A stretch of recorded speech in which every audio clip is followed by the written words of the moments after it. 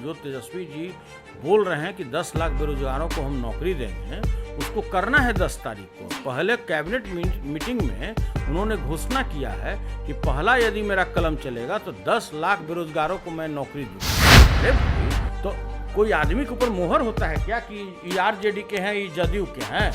जिस तरह से इनके पीछे, एक अभिमन्यु के पीछे पूरा देश पड़ा हुआ है, इनके बॉडी का केमिस्ट्री बता रहा है कि ये बुरी तरह विफल हो चुके हैं, ये हार चुके हैं। बिल्कुल ये लोग इस धरती पर, परशुराम जी भी उतने बड़े शत्रु नहीं थे राजपूतों का जितने बड़े शत्रु माननीय नीतीश कुमार जी हैं।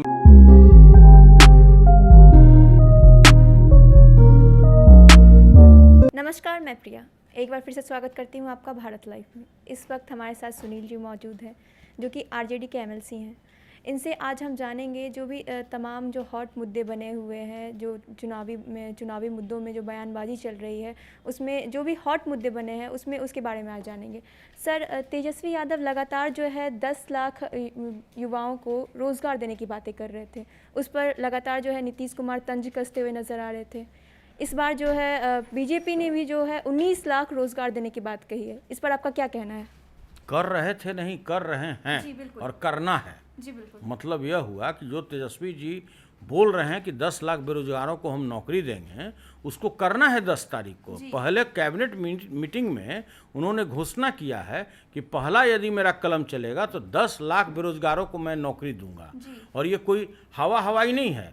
जिस तरह से लोग हवाई बात करने लगे, जब 10 लाख का उन्होंने पूरा क्लियर घोषणा किया कि हम 10 लाख बेरोजगारों को किस किस विभाग में कितना नौकरी देंगे, तो उसके बाद किसी ने 19 लाख बता दिया। तो जो बिहार के माननीय मुख्यमंत्री जी थे वो बता रहे थे कि भाई 10 लाख लोगों को वेतन देने के लिए कहाँ से पैसा लावेंगे। जैसे लग रहा था कि इन्हीं के कल्याण बीघा से लाना था। समझ गए ना? तो अब ये न बतावें, बीजेपी का तो जवाब दे दें। तो उस समय उनका पूंछ दुबक गया। उस समय वो बिल के अंदर चले गए कि भाई 19 लाख वो बोल दिया, तब क्या बोलते। अब उनको क्यों नहीं जवाब दे रहे हैं कि 19 लाख का रुपया आप लोग कहाँ से लाइएगा? जब बीजेपी ने घोषणा कर दिया कि 19 लाख लोगों को हम रोजगार देंगे, तो उनको भी इसी तरह से तंज कसना चाहिए था। तो देखिए, यह सब बेकार की बात है। जिस तरह से तेजस्वी जी के सभी जनसभाओं में अपार भीड़ जुट रहा है, तो कोई बस और ट्रैक्टर और कोई गाड़ी घोड़ा करके तो कोई आता नहीं है। जिस तरह से बीजेपी के किसी भी रैली को ले लीजिए, जदयू के किसी भी रैली को ले लीजिए, हजारों हजार बस को भाड़ा पर किया जाता है। लोगों को ढो ढो करके मैदान में भरना पड़ता है, नहीं तो भाषण सुनने वाला भी नहीं था। जिस तरह से अभी जो हाफ पैंट में हाले में भागे थे पिछले साल बारिश के समय में, हाफ पैंट पहन के, वो तो अब जाके एम्स में सुत गए। तो उनको क्यों सुलाया गया कि भाई आप कोरोना के नाम पर जाकर सो जाइए? वो जहाँ भी जाते थे हेलीकॉप्टर का खर्चा कर करके, वहाँ पब्लिक नहीं होती थी। 10, 20, 50 पब्लिक होती थी हेलीकॉप्टर देखने के लिए। और 10, 20, 50 पब्लिक जो वहाँ जमा होती थी वो आरजेडी के लोग ही होते थे। जो आप सुनते होंगे कि मोदी जी के, सुशील मोदी जी के भाषण में नारेबाजी होता था, लालू यादव जिंदाबाद, तेजस्वी यादव जिंदाबाद। आप सुने हैं ना? अपने कान से सुने हैं कि नहीं? पहले हाँ या ना बोलिए ना। सुने हैं आप लोग भी? तो ये क्या होता था, वहाँ पर जो जाजिम सफेदा बिछाने वाले, लाउड स्पीकर बजाने वाले, वही लोग रहते थे। सुशील मोदी जी है कि वो आरजेडी के ही लोग हैं।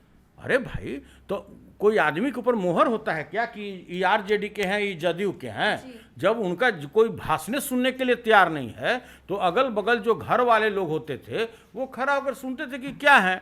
तो वो तो भाषण देते थे, तो इधर से होता था कि लालू यादव जिंदाबाद, तेजस्वी यादव जिंदाबाद। अगर उनका भी आदमी होता तो प्रतिकार होता ना, वो लोग भी बोलता ना कि सुशील मोदी जिंदाबाद। कोई बोला क्या? यही कारण है ना कि उनको कोरोना के बहाने से सुलाया गया एम्स हॉस्पिटल में, जहां वो राज भोग रहे हैं। आज वो उठ करके स्ट्रेचर पर से बैठ गए। जैसी सुने कि भाई राजपूत और क्षत्रिय समाज के बारे में कुछ उसके जवान से फिसला है बात, और आगे का कोई लोग कट कर दिया। जहां तक है कि भाई बाबू साहब बोलने का सार थोड़ी था उनका। सारांश यह था कि जो बाबू के सामने लोग जाकर के खड़े नहीं होते थे, जो गरीब जनता, वो लालू यादव ने जो बड़ा बाबू लोग होता था ब्लॉक में, अनुमंडल में, उसके सामने उन्होंने खड़ा होने का काम किया। क्योंकि आगे जब आप उनके बात को समझिएगा तो उन्होंने स्पष्ट कहा कि जो कर्मचारी अच्छा काम करेगा उसको हम लोग प्रशय देंगे, उसको हम लोग मदद करेंगे। उन्होंने तो स्पष्ट बोला, तो पूरा लाइन न बोलिएगा कि क्या बोले। इसी तरह से पहले भी आप सुने होंगे कि एक मुसलमान भागा दौड़ा रोड पर चला जा रहा है कि नमाज अदा करना मना है, नमाज अदा करना मना है। आगे का लाइन पढ़ ही नहीं रहा है कि यदि नापाक हो तो। सेम वही बात हुआ। और आप तो उनकी भाषा को पकड़ रहे हैं। लग रहा है कि जो चूंटा होता है उससे आप पकड़ के जीभ खींच दीजिएगा ज़बरदस्ती।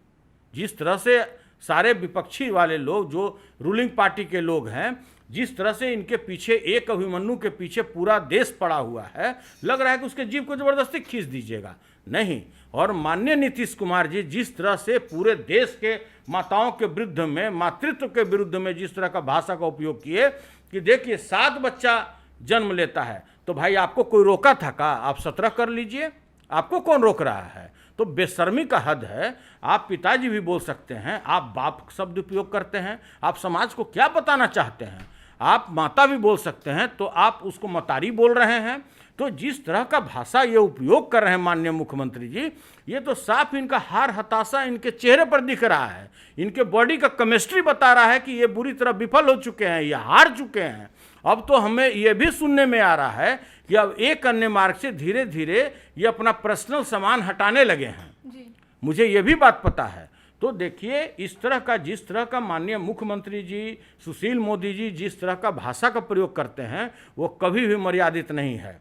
और ठीक उसके विपरीत आप तेजस्वी जी के भाषण को सुनिए, वो सिर्फ बेरोजगारी पर बात करते हैं, शिक्षा, पलायन, आप स्वास्थ्य पर बात कीजिए, इंफ्रास्ट्रक्चर पर बात कीजिए, आप फैक्ट्री किस तरह लगाना है वो बात कीजिए।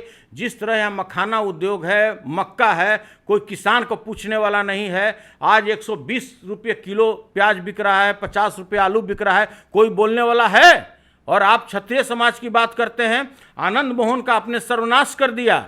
क्या गलती था तेजस्वी जी का? यही ना गलती था कि उन्होंने लवली आनंद को टिकट दे दिया, उनके पुत्र चेतन आनंद को टिकट दे दिया। तो सहरसा जेल से 500 फोर्स रात को 12 बजे उठा करके उनको भागलपुर जेल में सेल में डाल दिया गया। कोई बोलने वाला समाज के लोग नहीं हैं, और आप बोलने वाले नहीं हैं, कोई बोलने वाला नहीं है। क्या कि कोई वो आतंकवादी है क्या?